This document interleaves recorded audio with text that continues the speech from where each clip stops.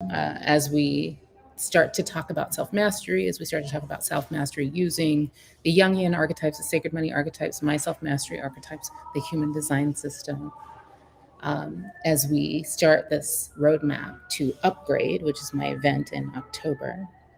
And I wanted to tell you the story about just like some of the wild stuff, some of the wildly magical shit that has taken place in my life.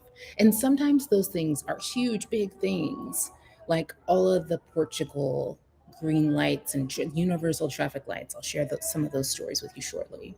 Um, but some of them are just these. I have this theory I call magical life theory, which is that like a magical life is just a string of magical days. Um, so let me tell you about this and magical days are sometimes just a string of magical conversations with magical people. So speaking of magical people, during the pandemic, I've shared that during the pandemic, I chose to take that time to do a lot of like legal and deep, like administrative stuff that was just stuff that is hard to find bandwidth or time to focus on in regular life. One of the things I thought I would do, and actually, let me tell you how I did it. One of the things that I thought I would do is handle, yes, any legal business, and one of those legal items was my estate planning. Um, and so when I begin to look to, focus on a topic, I'm a projector in human design system. I almost always, if it's a big project, will want or need co-creators, collaborators. Yes, I actually am secretly a lawyer. I was a lawyer for a living 100 years ago, and I'm still technically an active member of the bar. But I hire lawyers for every legal thing. So I kind of had just set my radar. I rarely do I go out and just go ham trying to find the right person. I more like set an intention. I constantly am setting intentions around wanting to do beautiful work with beautiful people who I love and who love me, and like spirit show me the way. Just I'm kind of always calling forth and inviting in cosmically, placing the cosmic order right for the right woman for the job. So I had not gone out of my way to start looking for an estate planner.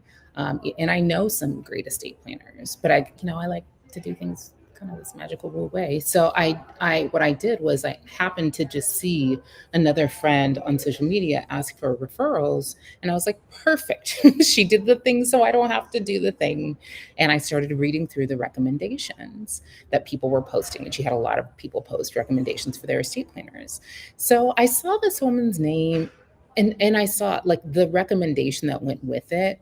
For me, magical is a keyword. So I often will like, if a Yelp review or if like somebody's referral mentions magical or something in that vein, I'll tend to be like, oh, okay, maybe that's for me. So I feel like I saw something like that in this recommendation of this lady. And I sent her an email. She said, give me a call. I call her, and her voicemail's like something like this. Uh, this, and I'm going to use her real name because y'all should call her too. She's actually a badass estate planner. She says, "Hi, this is attorney at law and Viana Wailele, the mermaid." And I was like, "Okay, I am definitely intrigued and probably will hire this person because I'm all about that like person who feels the level of psychology. You got to let me tell you something. You got to be really freaking good at what you do to take that level of risk in making that be your voicemail. So I was like, this lady's intriguing. So I end up on the phone with her. She does turn out to be a badass at estate planning. She knows a bunch of the things that I need her to know. She's had a similar life path in terms of leaving the one version of her career to create and live the life she was born to live. She knew all the stuff I needed someone to know about, like special needs things for my kids.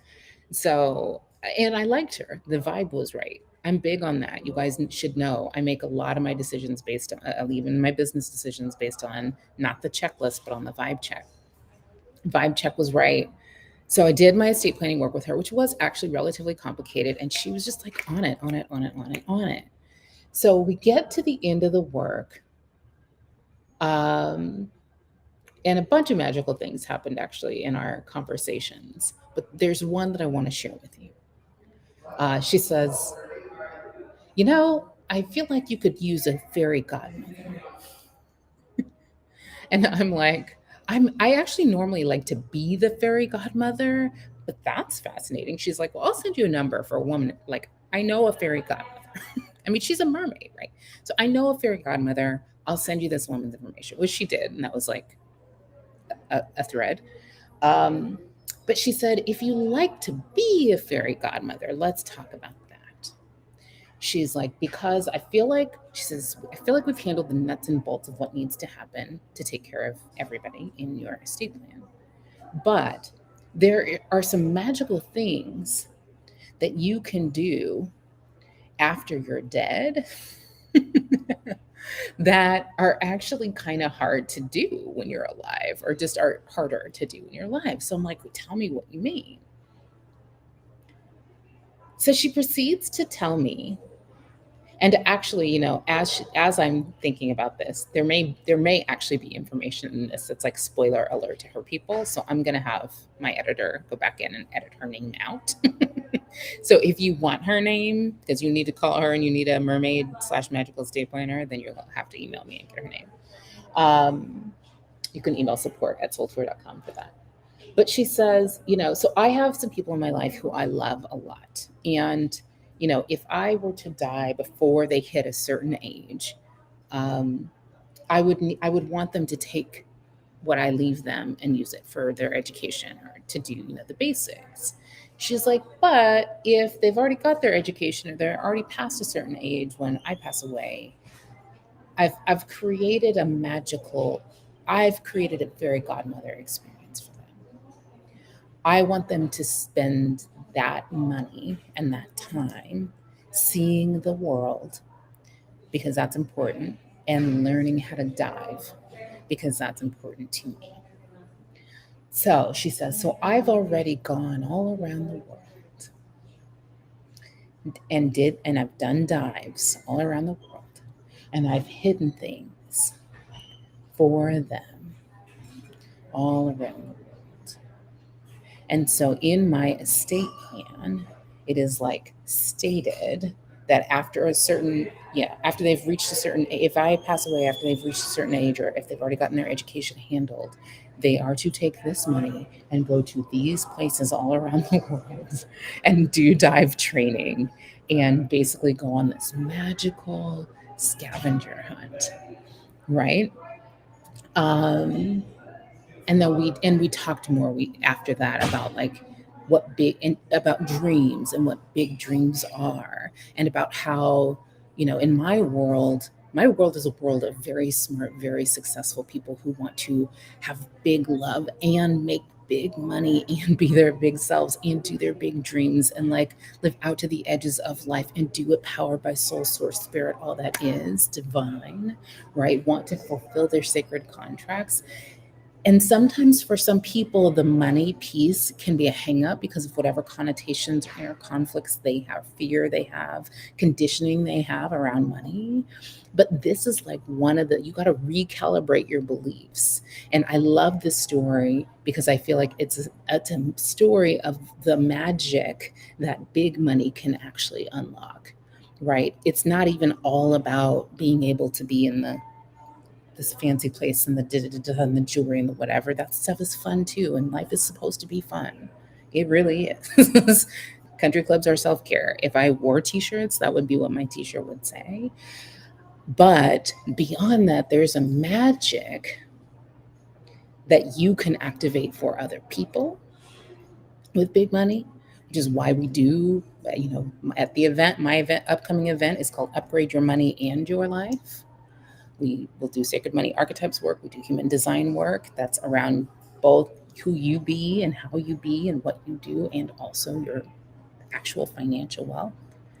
Um, and there's a level of like identity and imagination. There's a graduation that is available to you in your identity and your imagination about what's possible for you and those around you through you, that is very, very difficult to impossible to access when you're in a scarcity, necessity based energy. All right. When you're in, yes. So that's what I'll say. If you want to truly unlock the life that you were born to live, the you that you were born to be, right? You can't do that while you're still under the influence, operating and living under the influence of the trance of scarcity, right? So that's why it's necessary to upgrade not just your life, not just your soul, not just your spirit, but also your money, right? And the other nice thing about that is it pays for all of the inner work. It pays for the coaches, for the instruction, for the retreats, for the workshops, for the seminars. That is how we do a lot of this inner work in this season. All right. So I just wanted to share that story with you because it's a magical story and I love it. I was actually just telling a friend that story at lunch the other day and they were like, you need to tell that story like to the peoples. So here you go. My gift to you. I love you. I'll see you soon. I'll see you in October at Upgrade.